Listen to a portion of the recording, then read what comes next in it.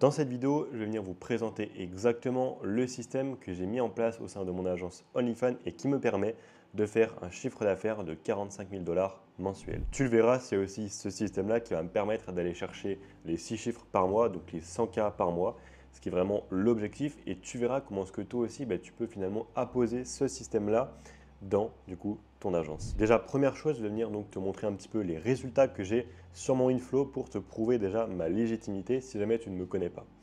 Donc allez, c'est parti, on va venir lancer inflow. Donc comme tu vas le voir, hop, les résultats sur ce mois-ci, ils sont pareils, ils sont plutôt pas mal. Donc là, on est donc le lundi, il est 9h25. Donc là, on est le 11 août, on est déjà à 721 dollars. Hier, petite journée, on a fait voilà, 1059. Et voilà, donc sur la semaine, on a 721. Forcément, on est lundi. Et sur le mois, donc là on est le 11, on est déjà à 15 287. Donc voilà, je pronostique un mois qui va se terminer aux alentours de 45-50 si on continue à peu près comme ça. Après voilà, je pense qu'il y aura honnêtement une petite évolution vers la fin parce qu'en fait là, même si du coup c'est la fin de mois, d'accord, ça c'est vraiment pour moi un peu une barrière limitante. Moi je pense qu'il y aura un petit pic vers la fin du mois. Pourquoi? Parce que là, le début de mois, honnêtement, a pas hyper bien commencé.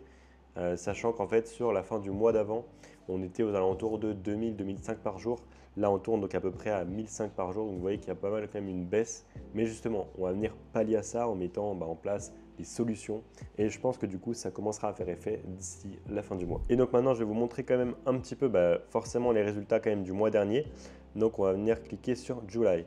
Donc en gross, donc voilà, on est à 46 734 dollars. Alors vous inquiétez pas, si jamais dans la dernière vidéo, donc je vous avais montré le dashboard sur le mois de juillet et qu'on était à 52 000, c'est tout simplement parce qu'il y a une modèle qui n'est plus sur le inflow, donc forcément, le chiffre d'affaires, il disparaît.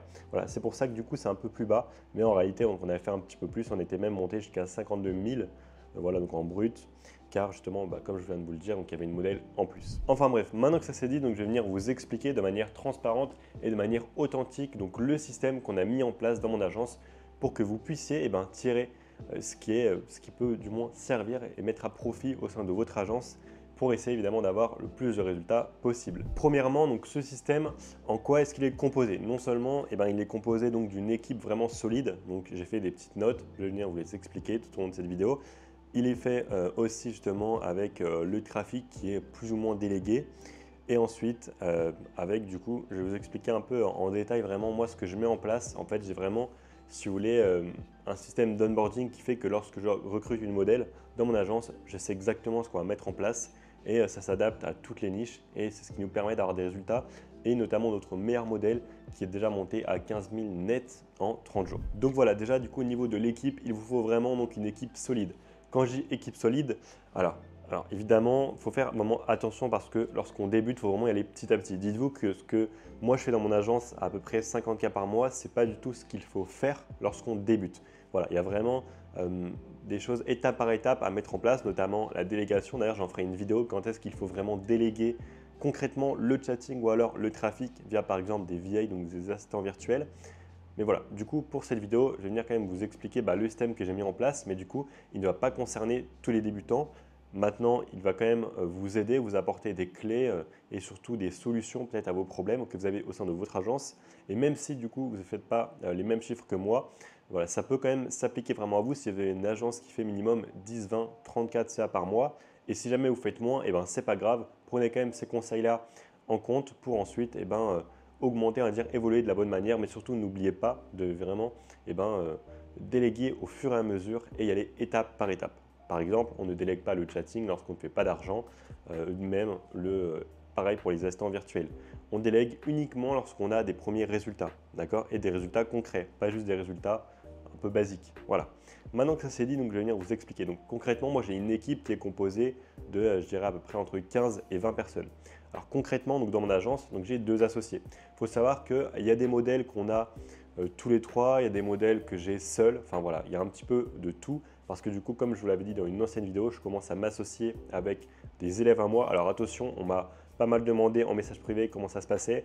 Pour ça, il faudra rejoindre absolument mon accompagnement. Donc vous aurez le lien qui sera directement dans la description. Vous vous en doutez, je ne pourrai pas m'associer avec n'importe qui. Moi derrière, j'ai besoin que la personne elle se soit vraiment engagée. Pas seulement financièrement, mais qu'elle ait aussi la bonne mentalité. Et pour ça, il n'y a que, on va dire, les élèves de mon accompagnement avec qui on va dire je peux vraiment avoir confiance parce que ils se sont engagés en rejoignant l'accompagnement. Et donc derrière, c'est encore plus gagnant-gagnant.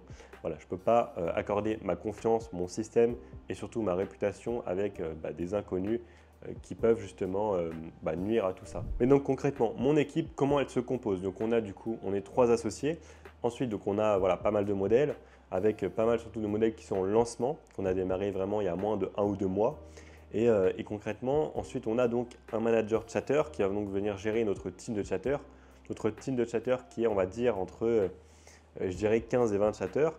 Et ensuite, on a un assistant manager. Alors, c'est super important pour moi d'avoir cette structure-là, parce que ça nous permet, comme je vous l'ai dit un petit peu au début, de pouvoir onboarder pas mal de modèles et directement avoir des résultats. Parce que justement, vous allez le voir juste après, on va en parler, mais lorsqu'on recrute pas mal de modèles, et pour moi, pour arriver au 100K, il faudra pas mal de modèles, d'accord? Pour moi, ce n'est pas avec 1 ou 2 modèles que je vais y arriver. Je ne dis pas que c'est impossible, mais sur le marché français, je ne connais pas de modèle qui fait autant, ou du moins vraiment peu. Et surtout que nous, on ne travaille pas forcément avec les modèles déjà les plus connus. Souvent même, on prend des modèles qui ne sont même pas modèles encore. Donc vraiment, on les fait start de zéro, from scratch. Ou alors, sinon, il y en a d'autres qui ont du coup un petit peu d'expérience. Et voilà, nous, notre stratégie réside vraiment là-dedans. Et notre but, évidemment, c'est chaque modèle, donc de les amener à 15-20K net par mois. Voilà ce qu'on a déjà fait donc, avec notre meilleur modèle, donc c'était 15 000 net. Donc concrètement, je trouve que c'est beaucoup plus simple pour moi d'aller chercher des gros chiffres avec pas mal de modèles qui font entre 5, 10, 15 000 par mois net, plutôt que donc d'avoir très peu de modèles qui font énormément de chiffre d'affaires. Car comme je l'ai déjà dit du coup dans une vidéo, comme ça je diminue le risque. Et pour moi, c'est largement mieux parce que surtout, j'ai une structure qui me permet d'onboarder pas mal de modèles. Encore une fois, lorsqu'on débute, on y va step by step, une modèle qui travaille. Si elle ne travaille pas, on en prend une autre. Mais il faut vraiment une modèle qui travaille et ne jamais commencer avec 2 ou 3 modèles. Je pense que c'est vraiment la pire erreur que vous pourriez faire. Voilà, tout comme vouloir déléguer le chatting, le trafic dès le début lorsque vous n'avez aucun résultat. Concrètement, à quoi est-ce qu'il sert mon assistant manager? Lui, son rôle, donc, ça va être finalement de faire toutes les tâches un petit peu répétitives et assez chronophages lorsqu'on va venir recruter une modèle OF. Donc, par exemple, ça va être quoi? Ça va être monter tous les Reels, parce que nous, on fait principalement du coup d'Instagram, on fait aussi Thread et TikTok, mais quand même principalement Instagram. Forcément, il y a pas mal de Reels. Chaque semaine, on en a des centaines à monter, parce qu'on a pas mal de modèles aussi. Et donc forcément, son rôle, du coup, ça va être, premièrement, principalement, ça va être ça, de monter tous les reels de modèles. Évidemment, on l'a formé à ça, donc il va venir vraiment faire passer, on va dire, une vidéo, on va dire bien de la modèle, à une vidéo qui est vraiment optimisée pour Instagram, au goût du jour. Donc pour ça, par exemple, ils vont enlever un petit peu le début, la fin, les moments un petit peu de blanc. Il va dynamiser vraiment la chose avec, par exemple, un zoom progressif tout au long de la vidéo, qui vraiment maintient notre attention sur la modèle. Il va venir aussi du coup gérer l'audio de chaque vidéo, c'est-à-dire voir s'il y a des bruits environnants qu'on ne pourrait pas enlever au montage, ou alors augmenter le son, c'est super important pour vraiment capter l'attention des viewers lorsqu'ils vont venir scroller sur leur feed sur Instagram. Mais il va venir aussi évidemment ajouter des sous-titres qui sont vraiment dynamiques, au goût du jour, et voilà, parce qu'on en a testé vraiment pas mal. Et c'est comme ça aujourd'hui qu'on arrive à avoir donc des reels qui fonctionnent plutôt bien, et même certains reels qui font des millions de vues. Voilà, alors évidemment, ça n'arrive pas tous les jours, mais voilà, quand ça arrive, on est bien content et c'est une vidéo qui peut faire exploser un compte et même un compte Instagram et même un compte OF sur une modèle. Donc finalement, chaque vidéo que vous postez est super importante. Au-delà de ça, il va aussi faire autre chose, donc gérer vraiment tout ce qui va être le feed OF des modèles. Nous, on poste une photo par jour. Forcément, quand on a pas mal de modèles, ça demande pas mal de temps de venir checker les drives, regarder ce qui a été posté ou pas. Finalement, gérer les drives, programmer évidemment une photo ou vidéo par jour. Ça prend vraiment pas mal de temps, surtout que faut vraiment checker régulièrement. Et comme ça, c'est vraiment un gain de temps énorme pour nous. À part ça, on a aussi fait du coup un Google Sheet. Et donc son rôle à mon assistant manager, c'est donc de venir noter tous les jours les statistiques de la veille. Donc pour chaque modèle OF, il va venir noter combien de subs est-ce qu'on a pris, quel chiffre d'affaires net on a réalisé, quel LTV on a eu du coup sur la journée d'hier, combien nous a coûté les chatters en fonction du chiffre d'affaires, et évidemment aussi combien nous a coûté la modèle, donc via du coup justement sa commission. Et donc comme ça, on saura exactement finalement chaque jour sur tel modèle on a fait tant de chiffre d'affaires, on a fait tant de LTV, on a pris tant de subs et on a tant de marge. Voilà. Ça nous permet vraiment d'avoir une vue d'ensemble hyper importante, parce que lorsqu'on a pas mal de modèles, c'est assez compliqué, et surtout on n'a aucun endroit, même sur Inflow, où finalement on peut avoir justement en un claquement d'œil justement toutes ces informations là. Voilà.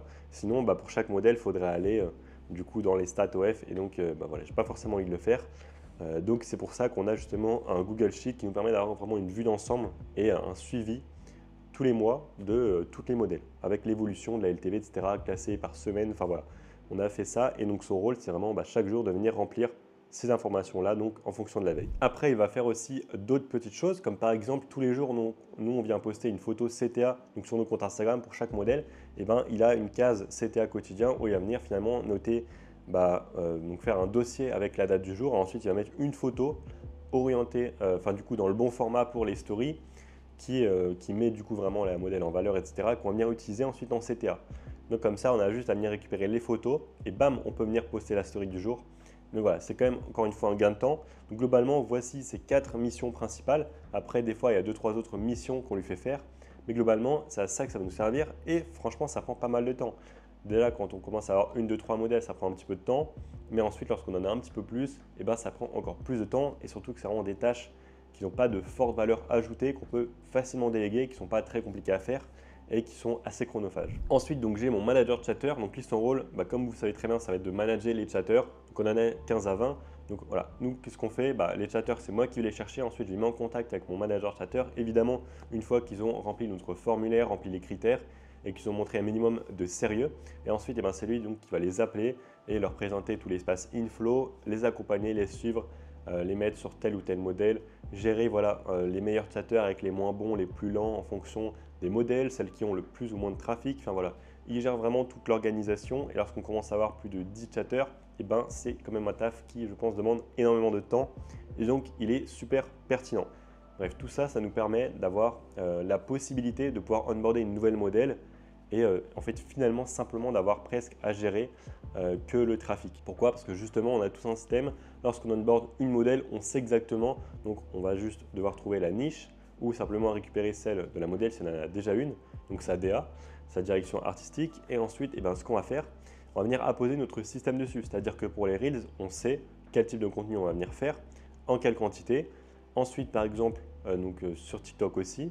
Ensuite, on a le compte OF, on sait exactement combien de contenu on va venir poster, quel type de contenu, et surtout le plus important, c'est en chatting. On sait exactement. Donc moi, j'ai même d'ailleurs des fichiers que finalement j'importe sur Inflow lorsqu'on a une nouvelle modèle, parce qu'on a vraiment une trame vraiment bien précise en chatting, et c'est la même pour tous les modèles. Voilà, évidemment, c'est adapté à chaque modèle, mais voilà, c'est la même trame qui fonctionne vraiment bien en 5 étapes. Après, on a aussi pas mal de catégories. Les scripts, donc c'est exactement quoi demander à chaque modèle. Après, on a aussi 2-3 autres petites choses. Évidemment, je ne pourrais pas tout détailler ici. Ce sera évidemment dans mon programme OFM Pro Stratégique qui sera disponible en description pour ceux qui aimeraient aller plus loin et donc générer 300 $ de chiffre d'affaires par jour d'ici les 90 prochains jours. Mais par exemple, on met aussi en place des vocaux. On ne met pas en place des vocaux n'importe quand dans le chatting. C'est bien précis, bien réfléchi pour venir pousser la conversion et faire en sorte que le client achète le média la plupart du temps. C'est pour ça que nous, tous nos chatters, ils ont en moyenne donc un taux d'unlock, c'est-à-dire le nombre de PPV qui sont débloqués, donc payés par rapport à ceux qui sont envoyés, on est plus ou moins à 50%. Donc c'est vraiment pas mal. Ça veut dire que pour un média sur 2 envoyé, on le vend.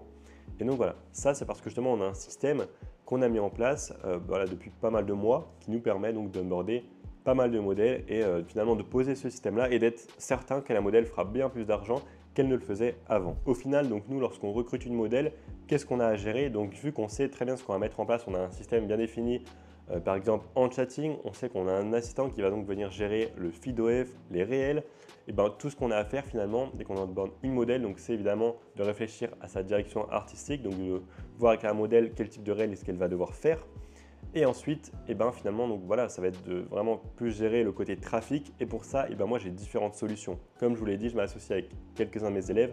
Donc moi, le but, c'est que eux, en fait, finalement, ils gèrent vraiment le trafic, supervisé par moi-même. Mais ils sont vraiment dans l'opérationnel. Moi, je ne le serai pas pour le trafic. Moi, c'est vraiment l'opérationnel pour tout le reste. Et en fait, ça me permet vraiment de venir scaler parce que justement, j'ai un système de chatting.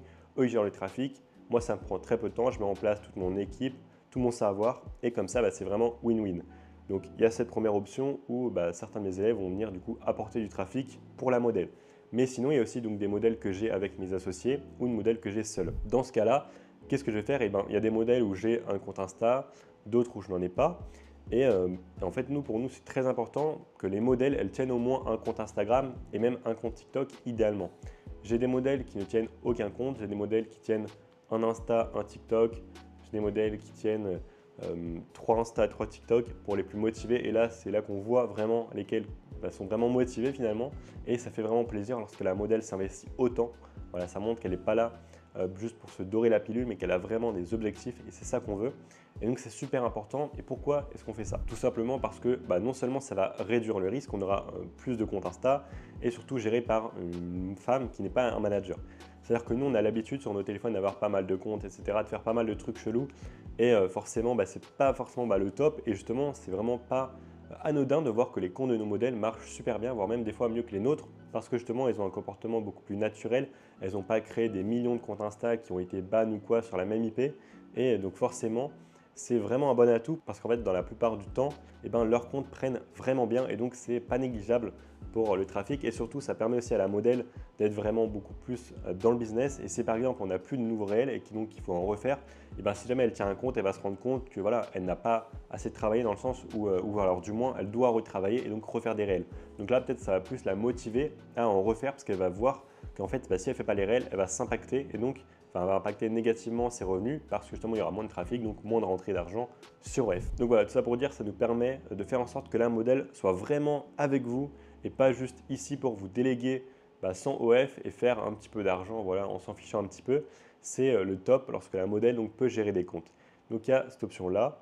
Et ensuite, il y a aussi une dernière option. La dernière option, donc, ça va être les virtual assistants. Il faut savoir que nous, on a atteint du coup dans notre agence un chiffre d'affaires de à peu près 50K par mois sans VA. D'accord? Il faut savoir que là, on se met à recruter des VA. Donc c'est pour ça que lorsque je vois donc, des débutants qui font même pas 1000-2000 de chiffre d'affaires par mois et qui ont déjà des VA, même un manager VA, honnêtement, ça me fait assez rire parce que c'est vraiment pour moi une énorme erreur.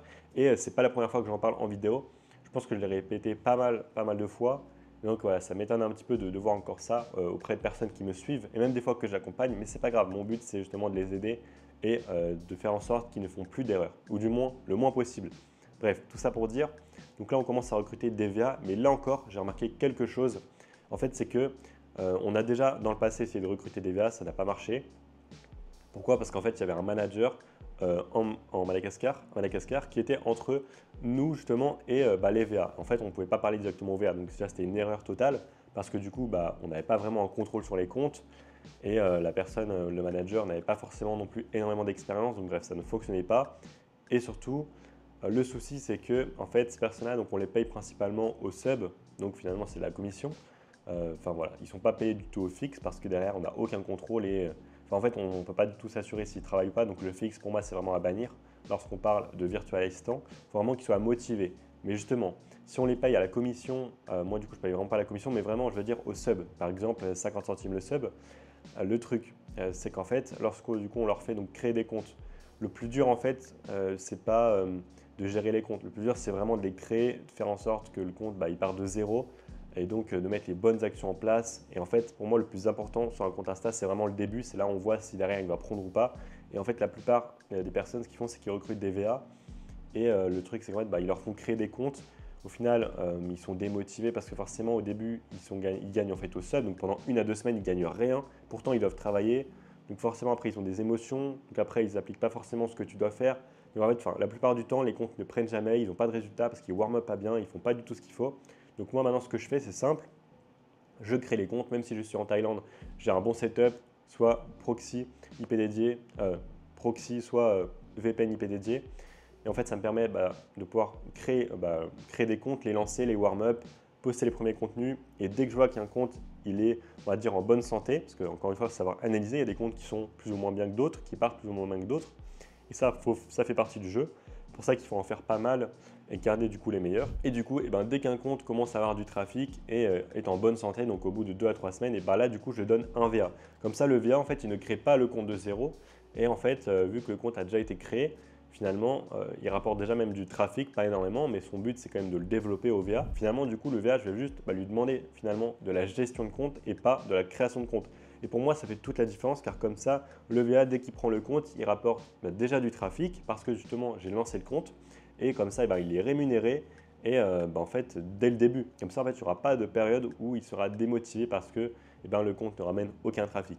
Et pour moi, c'est le meilleur setup. Et pour moi, c'est vraiment ce qu'on doit faire en tant que manager. On doit lancer les comptes et ensuite on les donne au VA pour qu'ils viennent les gérer.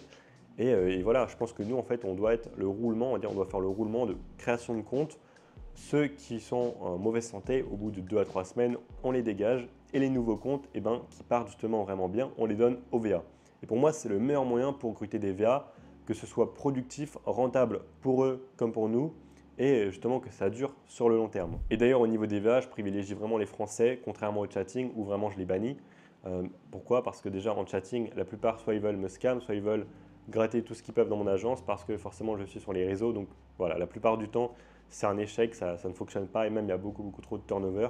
Donc c'est pour ça, nous, le chatting, c'est uniquement malgache et béninois ou africain. Donc ça peut être aussi du Togo, mais principalement c'est du Bénin qui vient mon équipe. Et ensuite, donc au niveau des VA, donc des VA, on priorise pourquoi les Français? Parce que justement, ils sont en France, ils ont une IP française et c'est encore mieux si ils n'ont pas en fait créé des centaines de comptes Insta, etc. sur la même IP, finalement un petit peu comme les modèles, où justement, comme ça, on a vraiment un setup parfait.